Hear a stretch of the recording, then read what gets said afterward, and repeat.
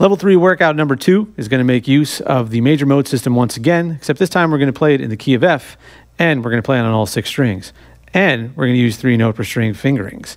And we're going to do something I call a roadmap played in a helix pattern. All kinds of stuff going on here. Let me show you. So we'll start out in the first position. We'll play F major, or F Ionian, starting on a downstroke. Consistently alternate pick and get up to the top of the scale, which will always be with the 4th finger. The 4th finger will make the move, either a whole step or half step, depending on what the scale calls for, or what the next scale calls for. And then I'll descend that pattern.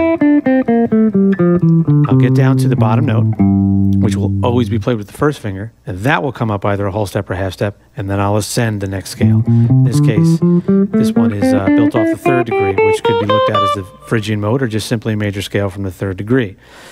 So the helix part of it is the fact that I'm doing this up, down, up, down. It looks like that cool helix thing you learned in 6th grade science. Now, I'll continue to play the up and down motion until I get to the 7th mode, Locrian, or the major scale built from the 7th degree.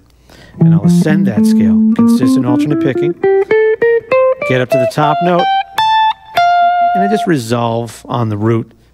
Then you'll have a 2-beat break from there, and then come back down to the 1st position and do it again.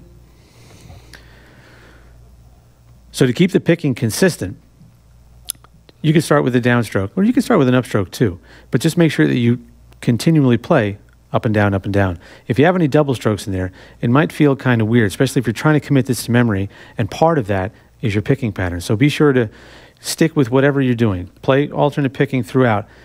Always play with the downstroke or the upstroke to start off so that you can give yourself a chance to get this whole thing comfortable. Later, when you're down the road and you really know it well, then you can go start messing around with the picking, like maybe start on the opposite stroke that you learned it at.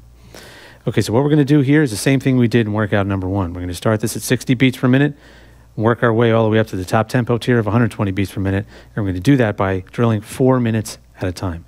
So when you're ready, I'll see you over at 60 beats per minute.